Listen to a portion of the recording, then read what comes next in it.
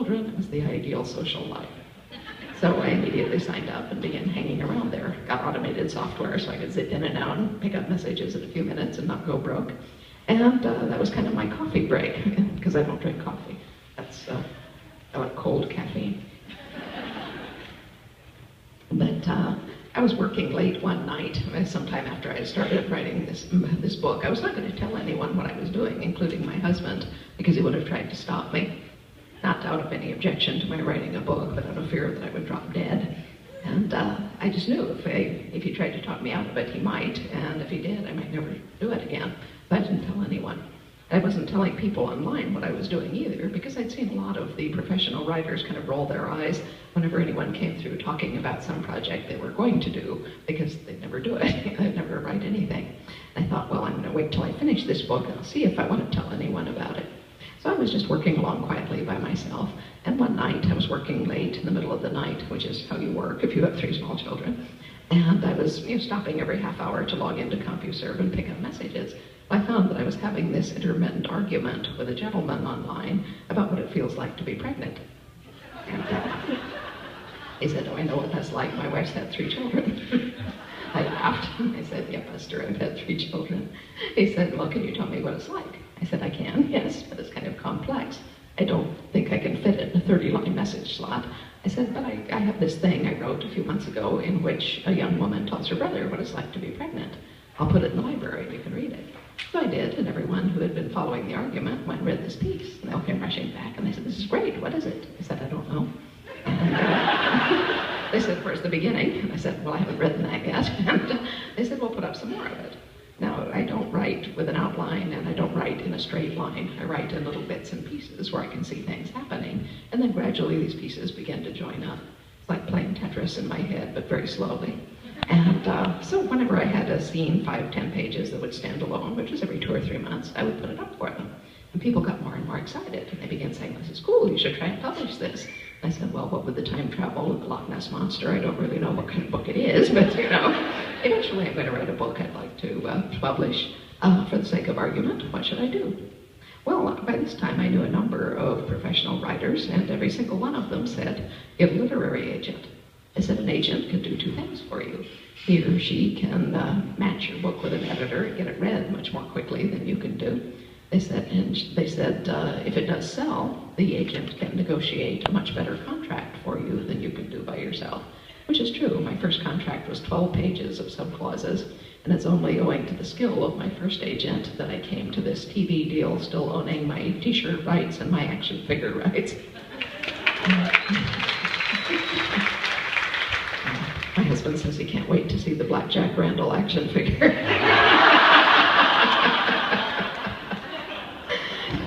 Now, in fact, I no longer have those rights because they were part of the television deal, and in fact, Sony now owns everything along those lines, so you'll have to take up the Black Jack Randall action figure with them.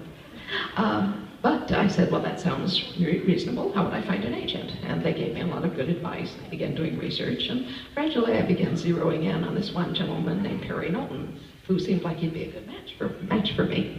And he represented a number of my CompuServe friends. He worked in New York, which I wanted. He had lunch with editors. He was very highly rated. And I'd learned from them that he wasn't afraid of unorthodox books or very long books, both of which it had struck me I had.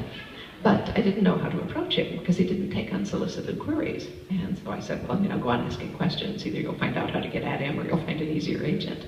So I did that, and one day I was talking to a friend named John Stith, who writes science fiction mysteries.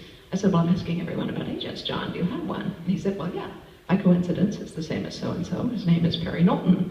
And he said, "I know you're almost ready to look for an agent. Would you like me to introduce you to him?"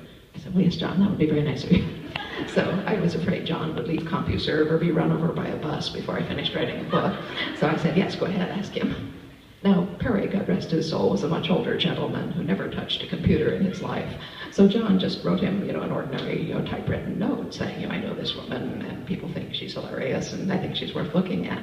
I followed that with my own, again, very short query letter, and said, "Dear Mr. Knowlton, I've been writing and selling nonfiction by myself for some years, but now that I'm writing a novel, I understand I need good literary representation.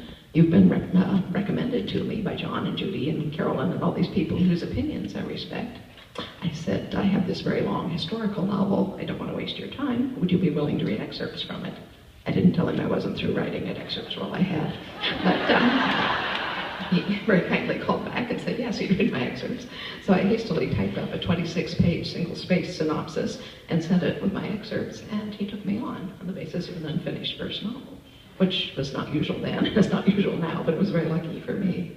Well, 6 months later, I finally finished writing the book. I sent it to Perry and called to tell him the manuscript was coming. I said, you know, as I was finishing this book, I realized that there's more to the story, but I thought I should stop while I could still lift it. And I did. But if anyone's interested, you can tell them there's more.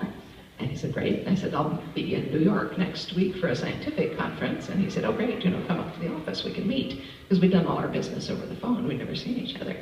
So the next week, I go up to his office in some trepidation of mind, because at this point, he was the only person in the world who'd read the whole thing, and I didn't yet know what he thought of it. So as I said, he turned out to be a charming older gentleman, took me back to his office, got me a Diet Coke, and everybody gets me a Diet Coke, I must look like I need it. But he was trying to put me at my ease by telling me about his other clients. His conversation was not as reassuring as he probably thought, though, because at this point I realized that in addition to my CompuServe friends, he also represented Tony Hillerman, Frederick Forsyth, and Robertson Davies, as well as the estate of Ayn Rand. And I was sitting there thinking, you have the nerve to call Robertson Davies Robbie, you're a better man than I am. But what was most unnerving was that he had my manuscript sitting on the desk in front of him in the giant orange box in which I'd shipped it. And I was sure that at some point he was going to say, well, now that I've read the whole thing, you know, it's just too weird, there's nothing I can do with it. And so I was expecting him to shove it back at me and said, well, keep me in mind if you write anything else. Instead, he said, well, you know, the thing about Freddie Forsyth and Robbie Davies and those guys is that they're all great storytellers. They laid a hand on the box and smiled at me and said, and you're another one.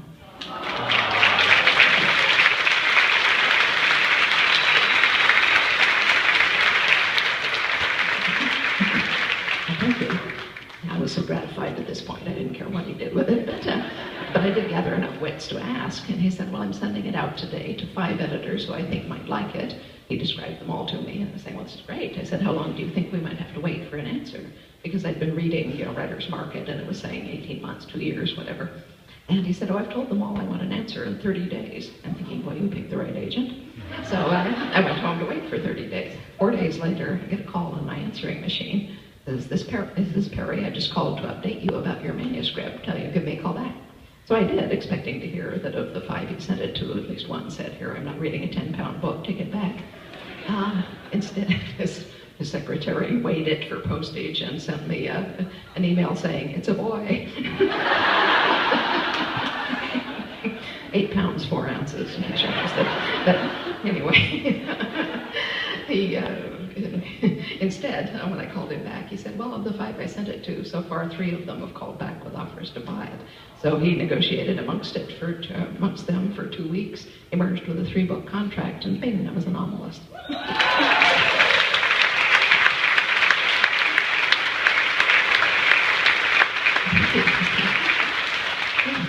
Not very short order, that's how I got from being a scientist to being a novelist. We do have about 15 minutes here if one of you, or if any of you, would like to ask questions about anything. Yes? Yes?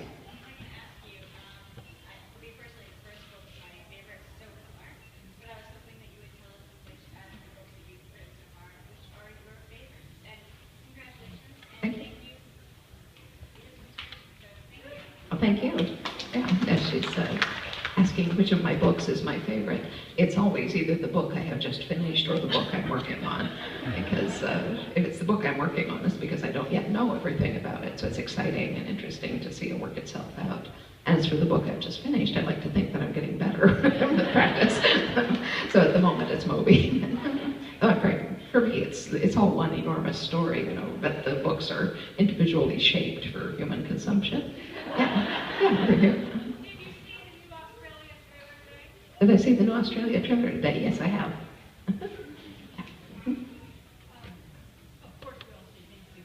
Thank you. About the thing? It's the craziest thing a fan has ever done. You want me to tell you this in front of 800 people who have not yet seen me personally? I don't want to give them ideas. And, well, let me see. I have had at least 3 young women separately come up to me, turn around and drop their pants to show me that they have Dami Basi Amile tattooed on their rumpuses. I told my husband about this, and he said, well, it's not everyone who can say kiss my ass in classical Latin. Especially not 1,000 times. Let's see, probably the oddest one was the Canadian woman who, as the bookstore told me, had come 4 hours early so she could be sure to be first in line.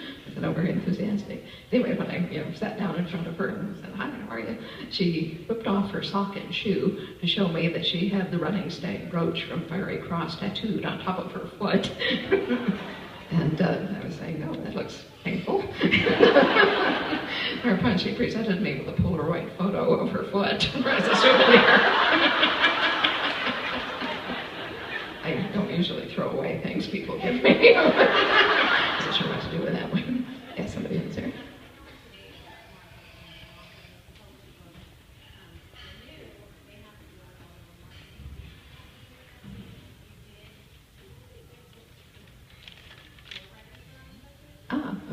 Well, let's see. First statement was nowadays when a new writer goes to publish a book, they have to do all their own marketing, and did I? And do I have any tips? It depends what you mean by go to publishing. If you published it yourself, then yeah, you sure do have to do your own marketing, but I didn't. I was published by a very large mainstream publishing house, and they did what marketing was necessary. These days, marketing tends to be all online and dealing with social media, which I've always used just because it was natural to me. I'd been hanging around a computer for years, and as things like Facebook and Twitter appeared, I could see that they were useful, so I just kind of expanded into them. But yeah, that's basically how you do it. I mean, the only way I've ever found of effectively marketing my own books is to give people free samples, because they can't be described to anyone. So, I just post little pieces of my writing as widely as I can, and sure enough, it draws them in. I used to tell people, pick it up, open it anywhere, and read 3 pages.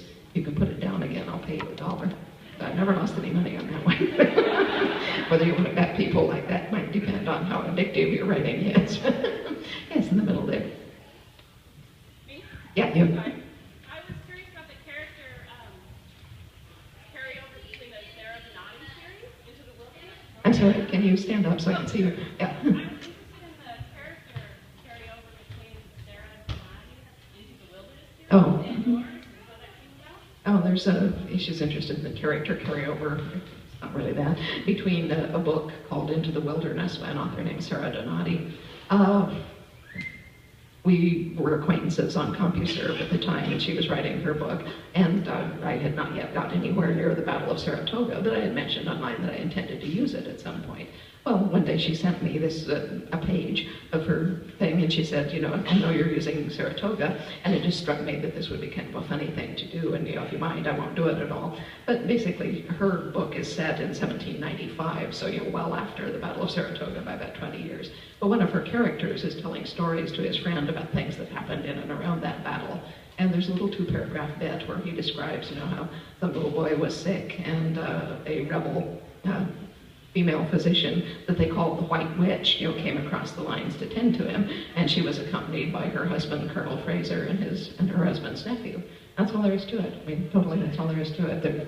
Jamie and Claire are not characters in her book. They're merely being mentioned by someone who's telling the story, but that's it. Yeah. Anyway, the lady in the green there.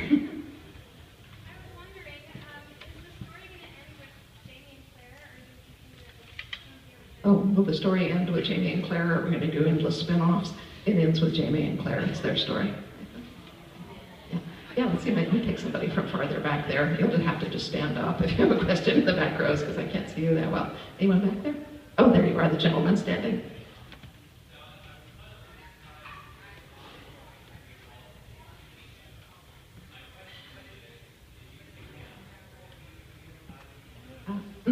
Yeah, he was pleasantly surprised to find that Ron Moore was going to be the showrunner for Outlander, and he's asking, did Ron pick me or did I pick him?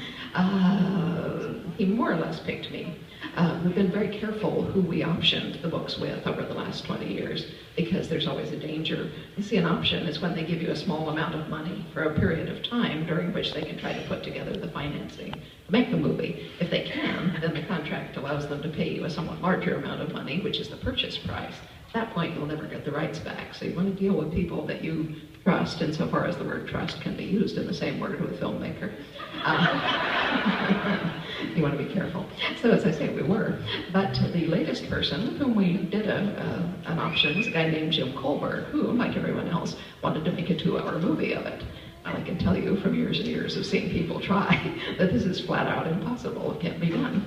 And make the movie look anything like the original story. It just can't work. And Jim was very stubborn about it. He renewed his option 3 times and kept trying. Well, meanwhile, Ron had wound up Battlestar Galactica and was looking for another, large absorbing project. He was talking it over one night at dinner with his wife and his production partner. And one of them said, "Oh, what about Outlander?" And the other one said, "What? You read Outlander?" And they started, acting like Outlander fans do, who've suddenly discovered each other. Just looking back and forth. And he said, "Does one of you have a copy of this book?" And they both whipped it out of their bags. So he took it home and read it all in one night. And he said, "Boy, this is cool. I think we can do something with this." So he went to find out who had the option rights, talked to Jim, and Jim said, "I'm making a movie out of it." And so Ron kept coming back, every 6 or 8 months and saying, "Well, how's that working out for you, Jim?" And finally Jim said, "I'm beginning to think you're right, and it may be a TV show." So anyway, that's when they began negotiating, and this is the first I'd heard of it. And so ensued 2 years of weird negotiations. My poor agent totally earned whatever he got off that deal. But it ended up in a 5-sided contract between Sony, Starz, Ron, Jim, and me. So it very complicated. But anyway, that's how it worked out, and to all our delight. And the lady at the very far back, yeah.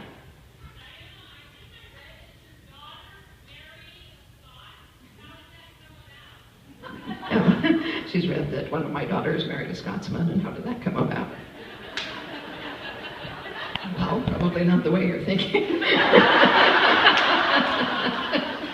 Now, this was our younger daughter, who had a bruising breakup with her previous boyfriend. As we later discovered, he dumped her because she was interfering with his pot smoking. But she was very cut up about it, and she took to coming by the house, once or twice a day and crying for an hour on the shoulder of whichever parent was there. And after a month of this, my husband got fed up, and he said, "Look, you got to figure out something else to do." He said, "Find an adventure. Leave town. I'll pay for it. Just find something to do." So she went online and discovered this outfit called Global Vision, which is one of these things where, more or less rich kids can pay to learn to do ecological field work half time and play on the beach the other half. So she went to Mexico for 2 weeks, and that's where she met Ian, who was the dive master. She went to learn to scuba dive, and there he was. So anyway, she came back 2 weeks later and started moping around again. And my husband said, "What is this?" And she said, "I want to go back to Mexico." So she went back for 5 weeks and came back more or less engaged. Yeah, anyway, that's how. What's weird about it is that her name is Jenny and his name is Ian.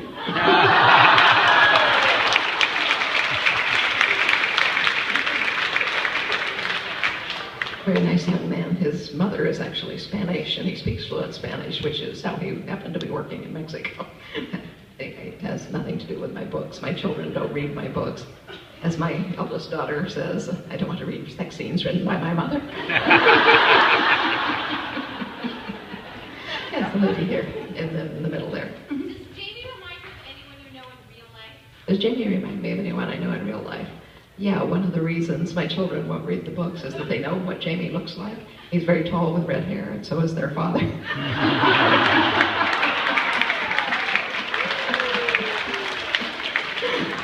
I did say I've had him for 42 years. So, farther in the back there, yeah.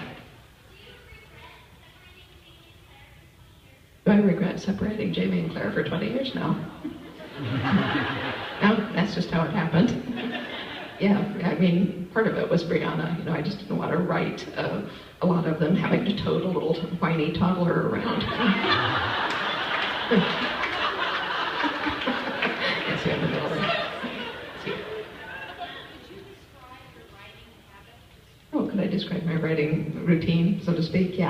Yeah. Well, as I say, I used to work in the middle of the night because of the small children, but it's also natural to me. I'm a night owl by habit, and so my main work time is between, say, 1 and 4 in the morning.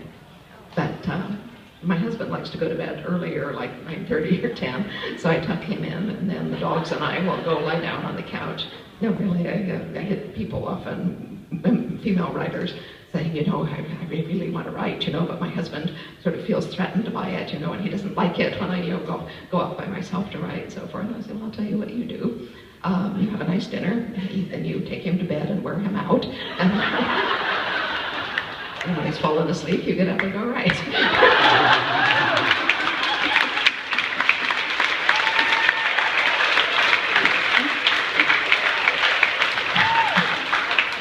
And men are not that hard. Yeah, but anyway, the dogs and I lie down on the couch with a book, and if nobody needs me, which today, as the kids are 32, 30, and 28, they don't usually, but I'll fall asleep in 10 or 15 minutes, and then I'll wake up naturally around midnight, 1 o'clock, and then I get a Diet Coke, and the dogs get a bone, and we all go upstairs to work. And then we all go back to bed around 4:30 in the morning and get up again around 8 or 8:30.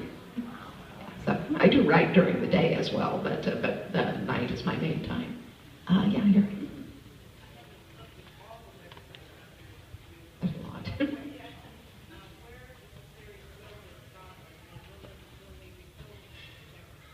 Where is the series being filmed in Scotland, and will they be filming in September? It's filmed in a place called Cumbernauld, which is a small town very close to Glasgow. And yes, they will be filming in the middle of September at least. Yeah. Yeah. So my son and I are very happy in the 21st century. Me too. But I'm glad you said that. Because we talk about what would happen if we're in the 18th century. And what skills would we bring to the 18th century? We're not Claire or Brianna or anybody like that. So besides the research that you've done and the knowledge you've gained from doing that, what skills would you personally be able to bring to the 18th century? What skills would I personally be able to bring to the 18th century were I to inadvertently time travel? I would actually make out fine because I am a storyteller. That's in very, very constant demand through the ages. Yes, down here. When did I finally tell my husband? Well, I didn't. He discovered it by accident one night. He had converted our garage when he started his business, and then as his business began to be successful, they moved out to off-site premises, and I inherited the garage and the IBM XT that was there. But he would still do work on it occasionally in the evening, to print out a contract or something. So one night he came in and said, I need to print out this contract. Can I use your computer? And I said, yeah, sure. So this was an IBM XT, which means that he couldn't remember what he called the file. But to see it, you press one key and it brings up the directory of everything that's on the disk. Well, I call all my work files Jamie.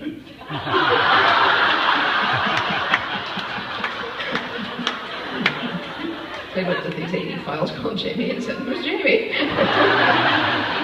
Says this book I'm writing, all right. At that point, I was much too far into it for him to stop me, which he realized. And after a bit, he was standing behind me, reading over my shoulder, and what he fondly thinks is a Scottish accent. And, yeah, anyway, he's been quite supportive about it.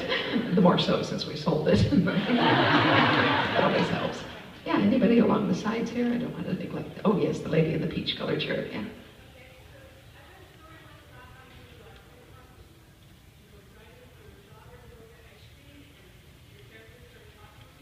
Mm.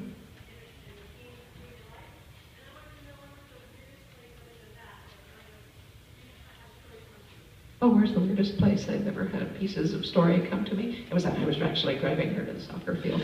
But I don't know, I get them just everywhere. In fact, as we're driving in the car, that's very conducive. My husband will frequently look at me and say, oh, you're having book ideas. You've got that goofy look on your face again. So I don't know what I look like, but it's obviously very, very apparent. Yeah, over there.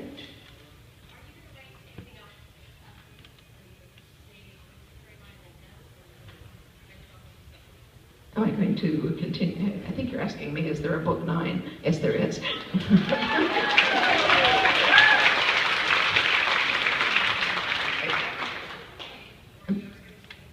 Am I ever going to do anything different? Yeah. I actually have a contract. for 2 contemporary crime novels, one of which is half written and on my to be worked on pile. And in the fullness of time, Master Raymond gets his own book or books. So. Okay, gentleman on the aisle there. Do you have any expectations for how many books will be in the Outlander itself series, not in any of the separate series, but... Yeah, do I have any ideas or expectation as to how many books will be in the main series all told?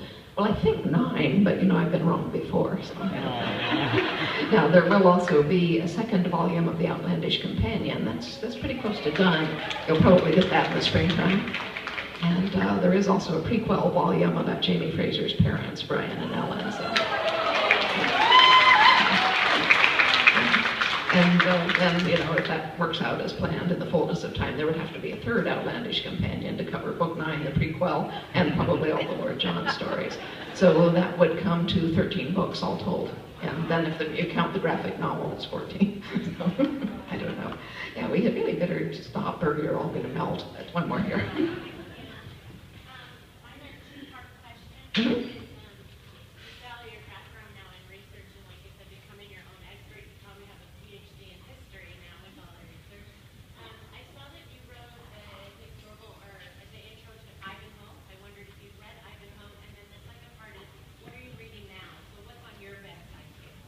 Mm-hmm. Two-part question. She had noticed that I had written a foreword to Walter Scott's novel Ivanhoe, and was asking had I read Ivanhoe. I would kind of hope so if I wrote the foreword to it. But yeah, no, I read it the first time when I was 9 years old. It was the first, major-sized book that I'd read. But I liked it then, and I read it again, and they asked me to write a foreword to it. Now, I have also written a foreword to Jane Eyre, which is a very interesting book because it's done by the Writer's Digest, and it's an annotated Jane Eyre done for writers. In other words, they hired someone to go through and point out to the various techniques that were used. So there's marginal comments about, now you see what she's doing here, this is like that. So anyway, I wrote a foreword to that. And I've also done a foreword to Thomas Paine's Common Sense, which I thought was fun. Yeah, but anyway, you were asking what's on my to-be-read pile. At the moment, I am simultaneously reading a Glasgow crime novel called Red Road by Denise Mina, reading Orange is the New Black as a result of them giving me a nice shout out on there. So I had read it before. And let's see, and I'm also started reading the Silkworm, the J.K. Rowling's crime novel. So at the moment I'm reading actually 4 books altogether because I'm also reading my way through MOBY looking for typos to report to them. So, yeah, and when I travel I read in pieces. It's hard for me to settle with one book, sometimes you're just not in the mood. Yeah, okay, the gentleman here, and then we have to stop. How did I get hooked up with Davina Porter? Recorded Books hired her, yeah. Yeah, it's their business to find actors. They find really good ones. Yeah, no, she's magnificent. She does just a wonderful job with the